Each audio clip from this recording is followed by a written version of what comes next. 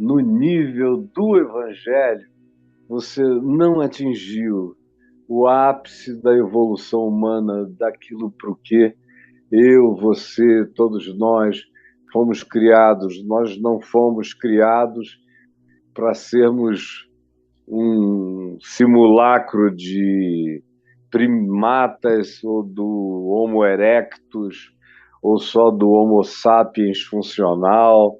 Nós fomos criados para nos tornarmos não só o Homo psíquicos, o homem almático, mas nós fomos, sobretudo, criados para nos tornarmos o Homo pneumáticos, esse ser espiritual que compreende coisas que estão para além da perspectiva imediata do que se vê da cara para fora. São aquelas pessoas que enxergam para dentro. É isso que o Evangelho produz na gente, nos dá nítido olhar do que está acontecendo à nossa volta e nos dá os parâmetros e os códigos de interpretação da realidade para que nós não sejamos enganados. Porque uma das coisas que Jesus mais repetiu, provavelmente tenha sido a que ele repetiu mais, e aí eu quero que você preste bastante atenção nisso, porque você vê toda hora ele dizendo: sede vigilantes, não durmam, mantenham-se acordados, despertem-se, fiquem de olhos bem abertos, vigiem, prestem atenção, não vos deixeis enganar. Virão muitos, não poucos, muitos falsos cristos, muitos falsos messias, muitos falsos profetas, muitos falsos curadores, muitos falsos exorcistas, muitos falsos vendedores de milagres. Prestem atenção, muitas falsas promessas de que chegou a hora, chegou o dia, que as coisas agora são as determinantes e que se atingiu a um ponto aonde ou você adere ao que se está impondo ou você já está perdido num juízo que foi finalizado pela decisão de terceiros em relação a você. E muita gente vai vivendo nessa situação e presa, fica como aquele homem vegetando, aquela imagem colada, pregada, sem vida, sem mobilidade, presa a uma condição pré-estabelecida, pré-determinada, e não é para isso que nós fomos chamados no Evangelho, mas, ao contrário, como Paulo diz, foi para a liberdade que Cristo nos libertou. Não nos ponhamos, pois, outra vez em nenhuma forma de jugo, de escravidão. Eu venho falando esses dias, enquanto eu estava falando um dia depois do outro, antes de ter que dar uma parada, sobre o mundo espiritual e sobre o fato de que ele não está restrito apenas ao que acontece a indivíduos, a pessoinhas como eu e você, mas ele se amplia e se relaciona com todas as formas de inteligência que existem no mundo visível e no mundo invisível. Inteligências individuais e inteligências coletivas.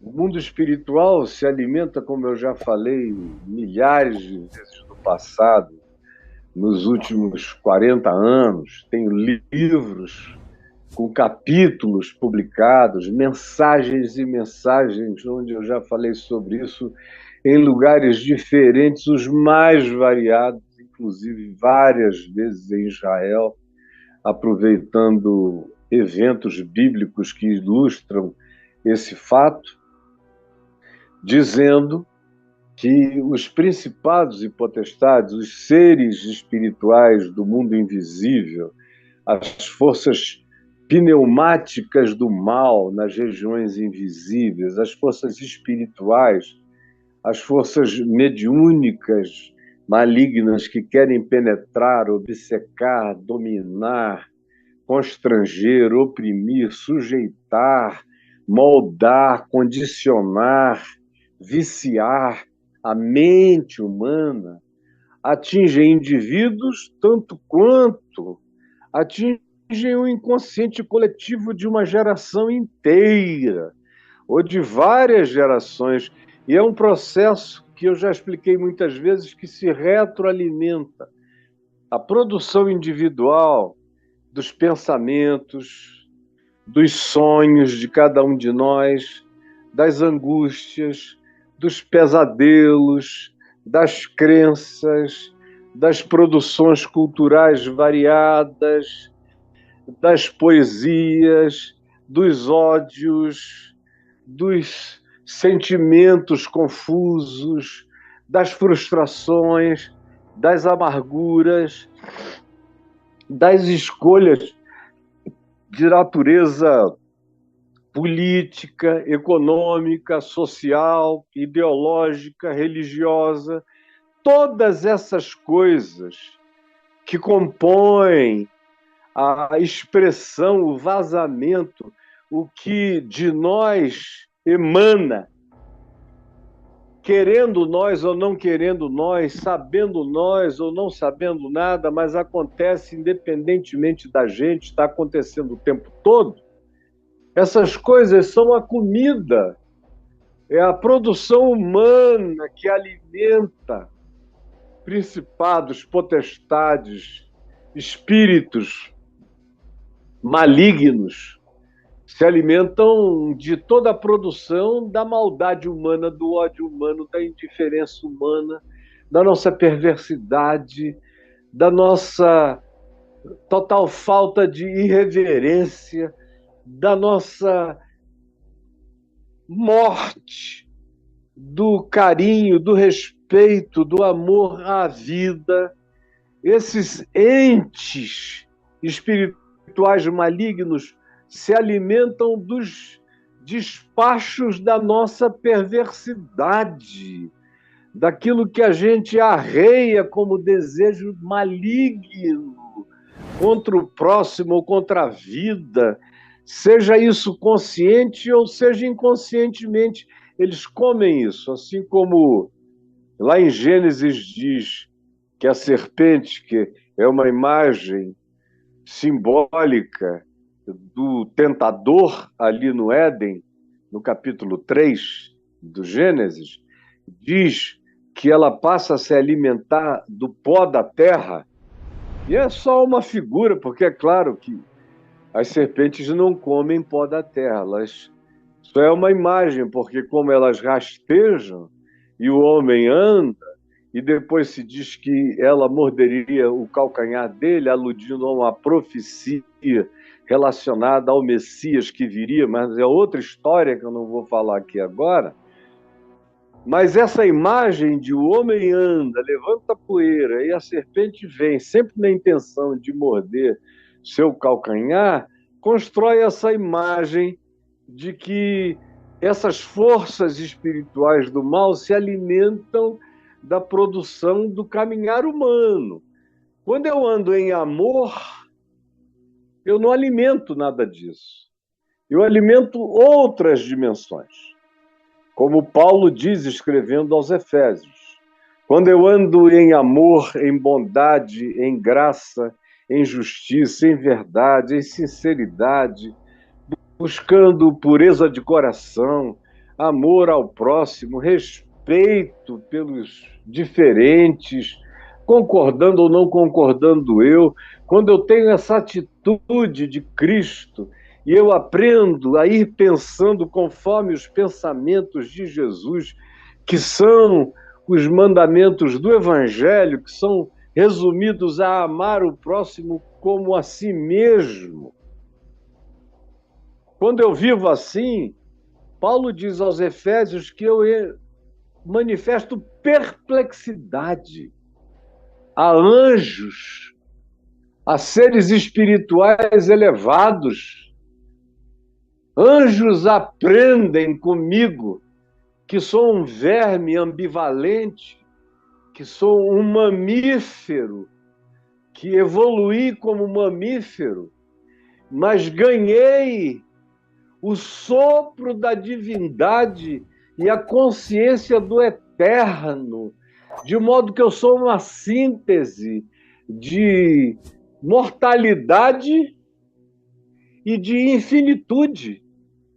Eu sou uma síntese do que é completamente terminal fisicamente e daquilo que não conhece fim de existência.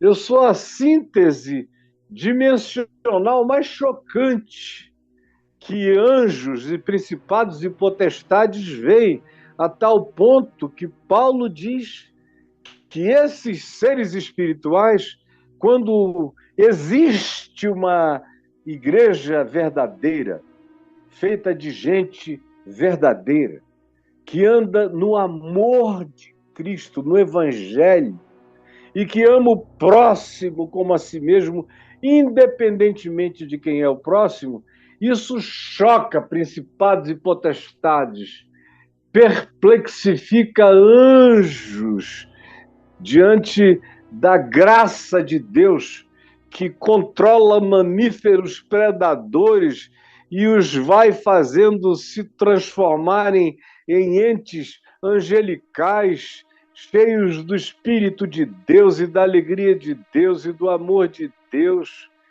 e da alegria de Deus na vida deles. Isso choca todo mundo. Choca anjos e choca seres malignos.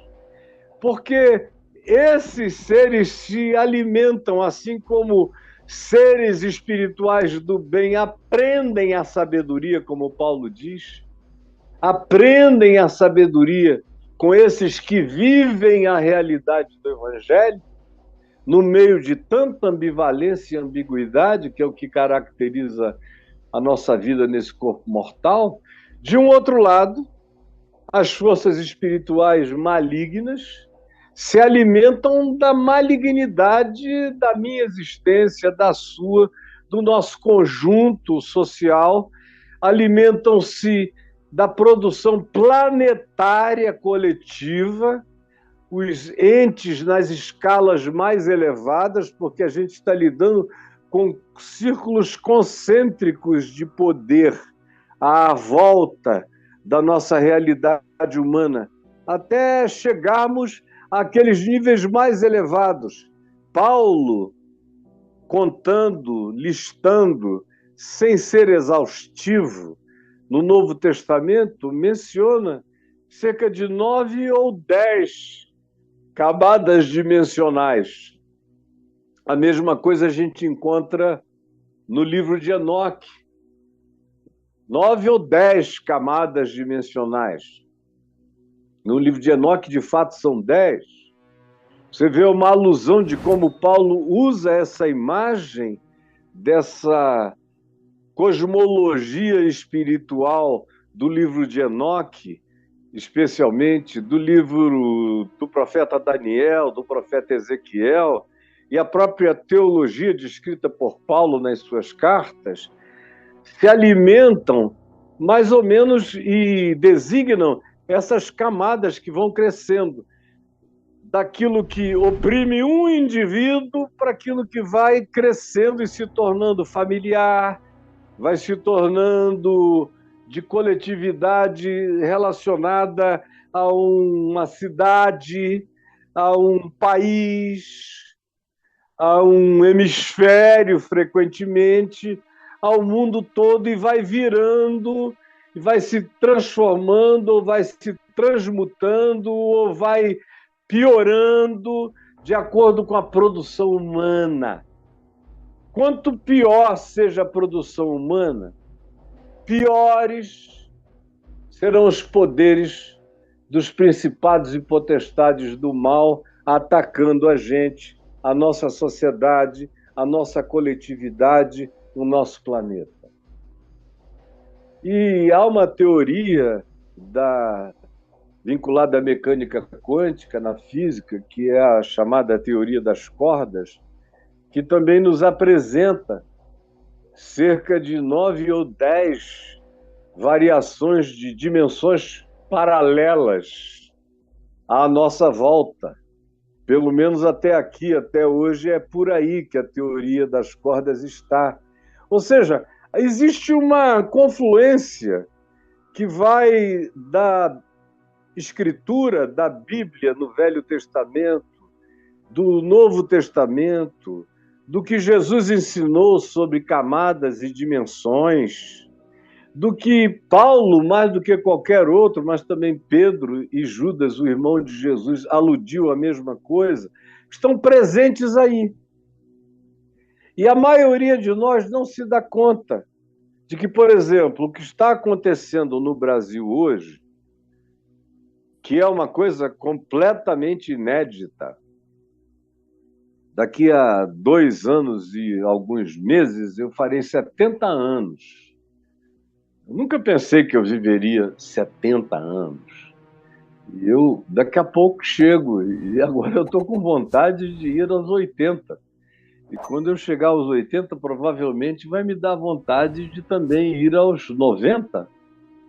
E se eu chegar aos 90, talvez me dê vontade, se eu estiver ainda com esse esqueletinho aqui em condições de manobrabilidade, talvez eu queira ir até os 100, se eu tiver lucidez, para poder participar, pelo menos rir e me alegrar com os meus bisnetos, que já estarão da idade dos meus netos. Já tenho neta de 23.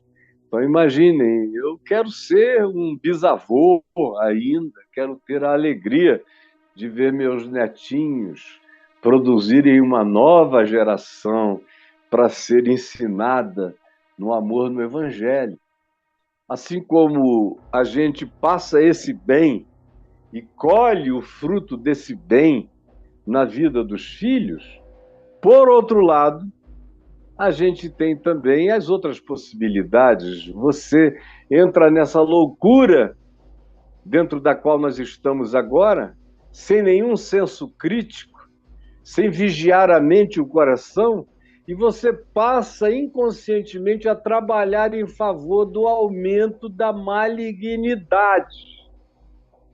Por exemplo, nesse tempo de tanto ódio, e é um tempo horroroso, de muito ódio, como eu nunca vi antes, era o que eu vinha dizendo, nesses quase 70 anos eu não vi com os meus olhos. E antes desse tempo, de tudo que eu leio, conheço, pesquiso da história do Brasil, nós não tivemos também nenhum tempo que nem de longe tenha se assemelhado ao que está acontecendo agora. É um período híbrido de espírito ditatorial num ambiente de preservação ou tentativa de preservação democrática, onde os grupos e as alternâncias de interesse e de desejo se chocam nesse clash diário, o tempo todo, exaustivo, cansativo, que vai drenando as nossas almas, que vai deixando um monte de gente em estado de exasperação, semi-homicida, e alguns em estado de atitude homicida, como a gente está assistindo.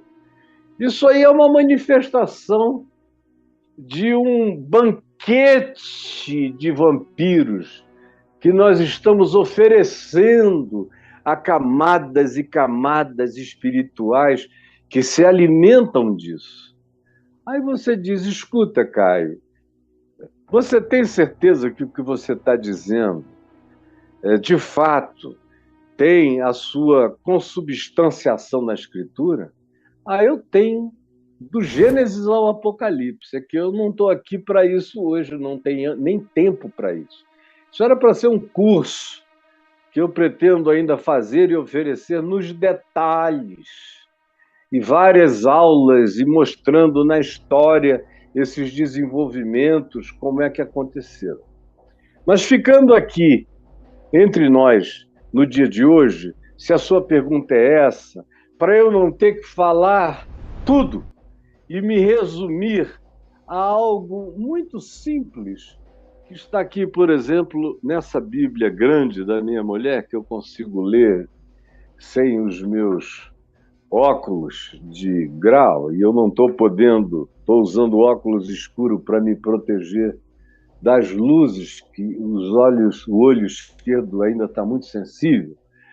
Então, diz aqui Marcos, no capítulo 5, numa passagem sobre a qual eu já falei centenas de vezes. E tenho 3 ou 4 livros que têm capítulos a respeito dessa passagem, que em si é uma história lindíssima e forte para ilustrar o que eu estou dizendo. É daquele endemoninhado de Gadara ou de Geresa, que fica do outro lado do Mar da Galileia, onde hoje é a Jordânia. E Geresa está preservada, é uma das melhores ruínas para a gente visitar na Jordânia, e dá para só atravessar o Jordão, ir lá visitar e voltar para Israel. É fácil. É onde eu já estive muitas vezes, onde eu já falei sobre esse texto lá mesmo muitas vezes. E o que, de fato, esse texto de Marcos 5, do verso 1 até ao verso 20, está nos dizendo? É a história daquele homem que ninguém conseguia controlar, que era um endemoninhado, que quebrava correntes, cadeias, arrombava prisões, vivia nos sepulcros, se alimentava de tudo que aparecesse. Era um indivíduo que, nas nossas categorias, cairia num nível de descrição completamente mórbida e intragável. Ele vivia nos cemitérios, desenterrando covas, pegando pedaços de corpos, se alimentando de qualquer coisa que viesse. Era um bicho descontrolado há anos e que ninguém segurava e todos tinham pavor dele. Está aqui, depois você lê e entende. E aí, quando Jesus atravessou para o lado de lá e chegou ali, e esse é um texto que me impressiona sempre tanto, que eu cheguei a escrever um musical chamado Musical do Gadareno, com 13 letras, mais ou menos, ou 14, que já foi musicado uma vez e está sendo remusicado agora por um grupo de amigos. Tiago Arraes, o Leonardo Gonçalves, estão já provavelmente na última música e eu quero lançar, mas fecha parênteses. Então, quando Jesus chega do outro lado do mar, que esse homem vê Jesus, ele sai correndo na direção de Jesus, correndo. E aí ele diz para Jesus: Jesus, Nazareno, tu vieste nos perder antes da hora? Por que tu estás antecipando o nosso juízo? Aí Jesus olhou e foi andando na direção dele e disse: espírito imundo, sai desse homem. Aí o homem vem com essa palavra: por favor, tu vieste antecipar a nossa desgraça, o nosso juízo. E aí é quando Jesus pergunta: qual é o teu nome? É a única vez que Jesus pergunta a um espírito imundo, num ser humano, essa pergunta: qual é o teu nome? Jesus não faz anamnese de demônio, não fica fazendo pesquisa hereditária para saber de onde é que os bichos vieram. Não, ele sabe tudo. E demônio na vida humana é para sair, não é para ser objeto de uma relação de nutrição.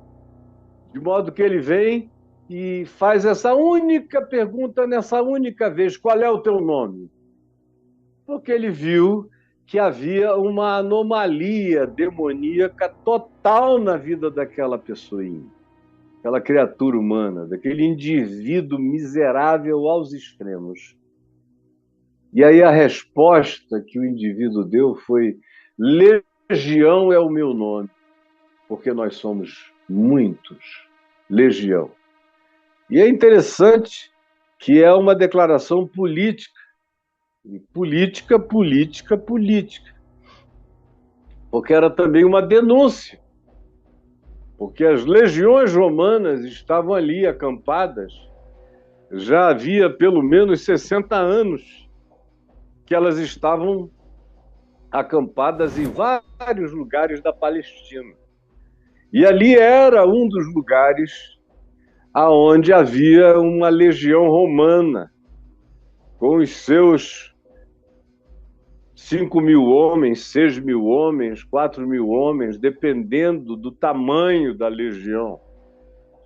E antes da legião romana estar ali há 60 anos, com o tacão, com a pata romana em cima daquela comunidade, aquela mesma comunidade humana, aquele grupo, tinha sofrido os últimos 300 anos opressão de forças políticas antagônicas. Por exemplo, em primeiro lugar, chegou Alexandre o Grande e dominou toda aquela área e colocou todos, em toda a região da Grécia, da Mesopotâmia, ele foi até a Índia e da Macedônia, desculpa, e da região da Grécia, ele foi até o norte do Egito e tomou conta do Egito. A Palestina estava no meio. Foi uma brincadeira tomar conta da Palestina. Virou só estrada para hordas de guerreiros de Alexandre. Alexandre morre. O reino é dividido em 4. E 2 dos seus generais, desses 4, dividiram um pedaço do reino de Alexandre daquela área entre os que estavam ao norte, que eram os Seleucidas, e ao sul, com base no Egito, na família de Cleópatra, os Ptolomeus, que também passaram a guerrear entre si. E o campo de batalha era a Palestina, e na Palestina o melhor lugar para o campo de batalha era onde hoje é a Jordânia, era Geresa, era Gadara. Tanto é que a cidade ganhou o nome dos conflitos, 300 anos de briga, de conflito, de dominação, e depois que os Ptolomeus e os Seleucidas foram vencidos pelos romanos, agora era a legião romana, era a política esmagando a alma humana de dia e de noite, sem autodeterminação para nenhum deles, há mais de 300 anos, fazendo vontades ditatoriais, criaram uma cultura de ditatorialidade de tal modo que até o nome da cidade, Geresa, vem da raiz hebraica da palavra ger, que significa aquele que é o possuído, ou aquele que está sob dominação, aquele que existe sob opressão. Esse é o nome da cidade, são os oprimidos. É a terra de Geresa, dos que vivem sob essa opressão. O que aconteceu na história acabou dando nome, batizando o lugar, e não apenas batizou o lugar, determinou a atmosfera espiritual do lugar, a ponto que a gente lê aqui no verso 10, que quando Jesus manda os espíritos saírem do homem e perguntou qual é o teu nome, eles disseram, Legião é o meu nome, porque nós somos muitos. Aí o verso 10 diz aqui assim, e rogou-lhe encarecidamente o demônio, os espíritos no homem, esse ser humano possuído por essas forças espirituais, rogou encarecidamente a Jesus que não hoje não mandasse aqueles espíritos. Quem fala é um homem, por isso é um singular, rogou-lhe, foi um indivíduo. Agora, ele fala em nome de uma multidão dentro dele. Rogou-lhe encarecidamente que não mandasse eles, todos eles, para fora do país. O conceito de país aqui é diferente do nosso conceito de país ocidental, do nosso conceito de país pós-república, depois da consciência de democracia, era um outro mundo. País aqui era um conjunto cultural que não precisava ser muito grande. Era o que hoje nós determinaríamos como uma província, mas fechada, com sua língua, sua cultura, sua história, suas dores, suas frustrações, seus malucos, suas impotências, sua incapacidade de saber o rumo, sua falta de autodeterminação e o vício deles de entregarem o destino de suas vidas a terceiros. Já tinham sido Seleucidas e Ptolomeus durante 300 anos, e agora, por 60 anos, eram os romanos, que eram a força volitiva que determinava quem eles eram, o que eles deveriam querer, o que eles deveriam fazer, o que lhes era concedido e o que não lhes era concedido. E eles tinham naquele homem uma expressão manifesta, metaforizada, simbolizada e encarnada do próprio estado coletivo da região inteira, que era possessa, dominada, controlada, sem autodeterminação, que vivia sob a imposição de terceiros. E aqui o texto diz que esses seres no homem tinham se viciado naquela cultura. Quando Jesus diz sai, eles disseram, por favor, não nos mandes para fora do país. Não nos mandes para fora do Brasil. Não nos mandes para fora dos Estados Unidos. Não nos mandes para fora da Venezuela. Não nos mandes para fora de Cuba. Não nos mandes para fora da Alemanha. Não nos mandes para fora da Rússia. Não nos mandes para fora da Ucrânia.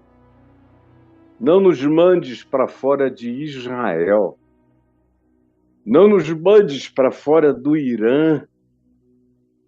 Não nos mandes para fora da Coreia do Norte. Não nos mandes para fora da Guatemala. Não nos mandes para fora da Argentina. Como diz o profeta Daniel, cada uma dessas nações tem os seus principados e as suas potestades.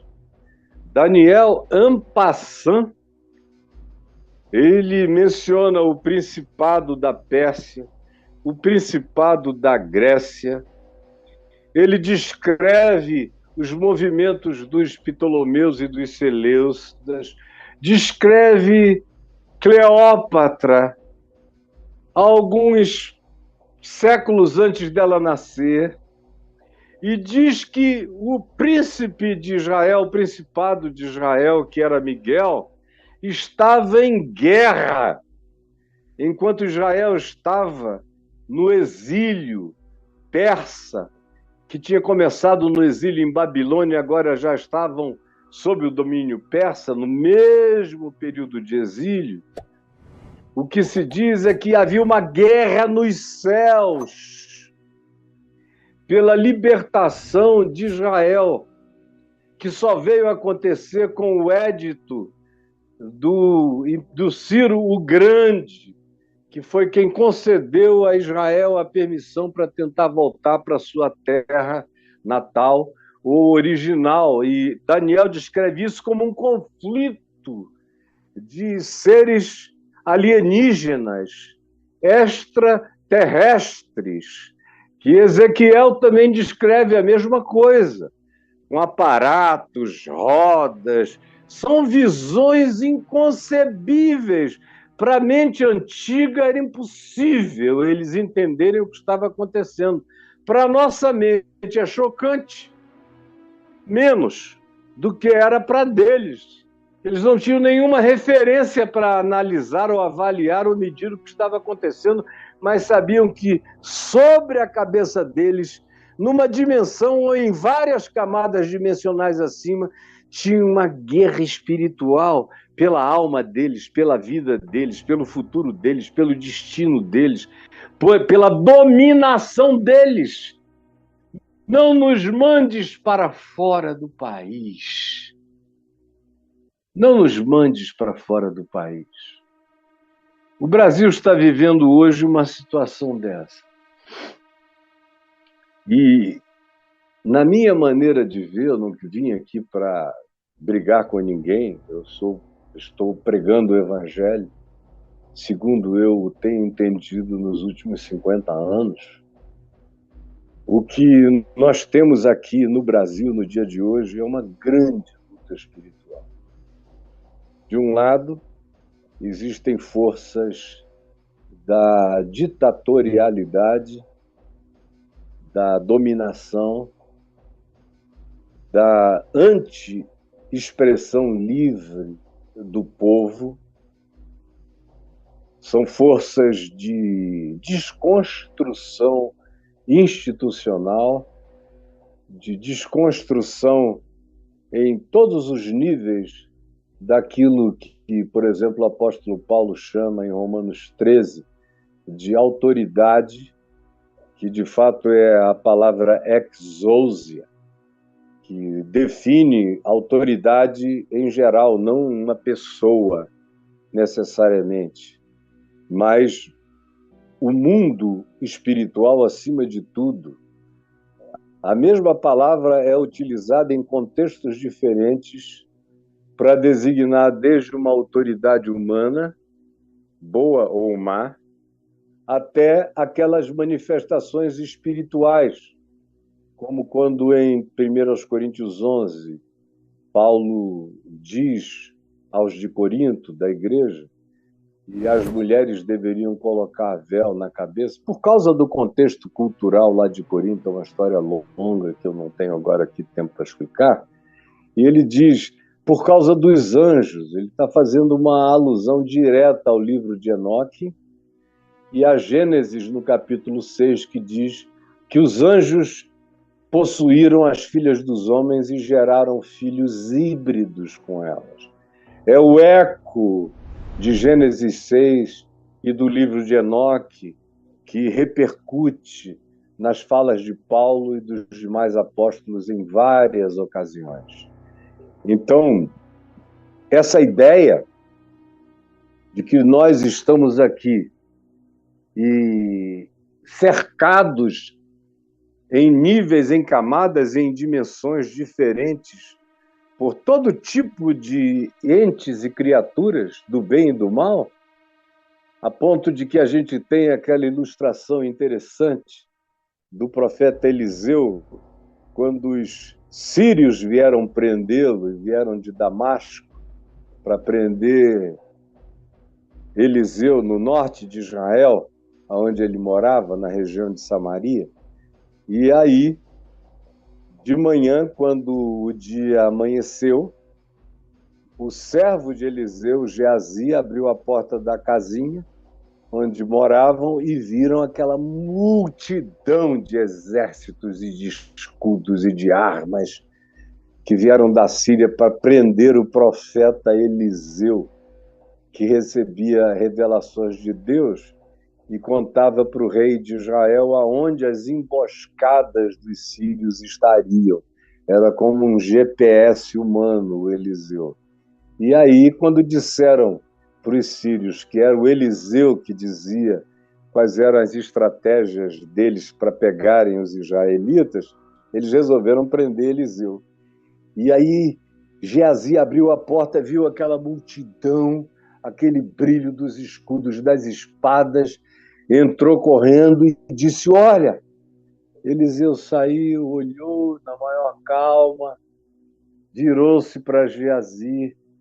Eu posso até vê-lo dando um leve sorriso, meigo e calmo, e dizendo: Geazi, olha bem, mais, muito mais, são os que estão conosco, Geazi. Muito mais são os que estão conosco do que os que estão com eles.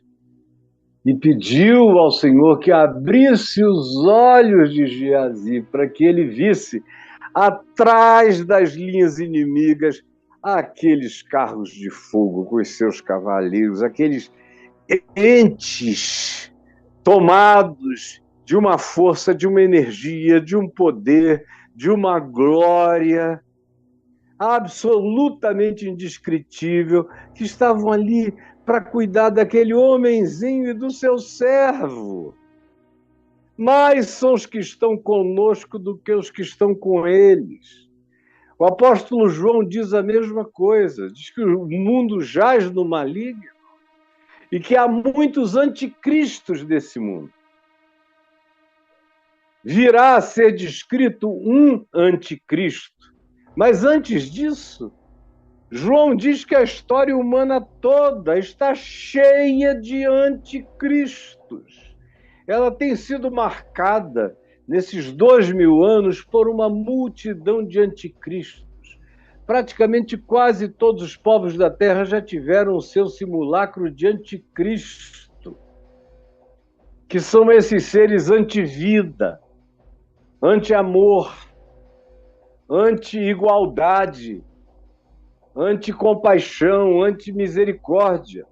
São esses seres da dominação, do controle, da imposição, da vitória a qualquer preço. Do tudo isso eu te darei se prostrado me adorares. São essas forças do vale tudo, aonde pode-se mentir à vontade, o importante é atingir objetivos.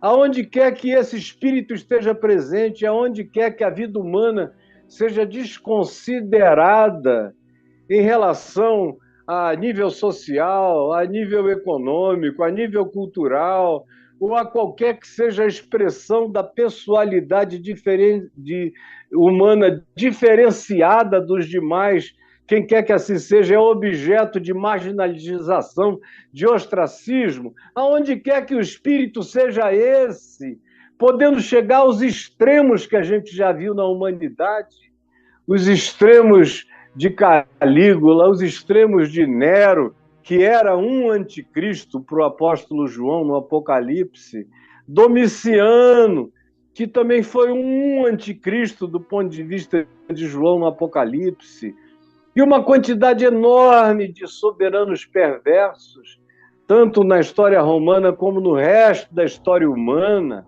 Gengis Khan, com seu desejo de dominação, ou mesmo Alexandre o Grande, com aquele narcisismo incontrolável, dominação enorme, tirando e suprimindo a liberdade de expressão dos indivíduos e dos povos, onde quer que isso se manifeste, tenha sido no passado, ou sejam as colonizações contemporâneas que aconteceram durante esses últimos 2000 anos, especialmente do século XVI para cá, que mataram milhões de indígenas na América Latina, que introjetaram um espírito, um complexo de inferioridade, um complexo de pobreza, um complexo de impotência, um complexo de tristeza no continente inteiro, um continente triste, um continente melancólico, um continente com as suas expressões de liberdade sendo totalmente suprimidas numa alternância que não se cansa há séculos. É uma potestade que, no máximo, é interrompida por pequenas alternâncias para depois voltar à mesma repetição.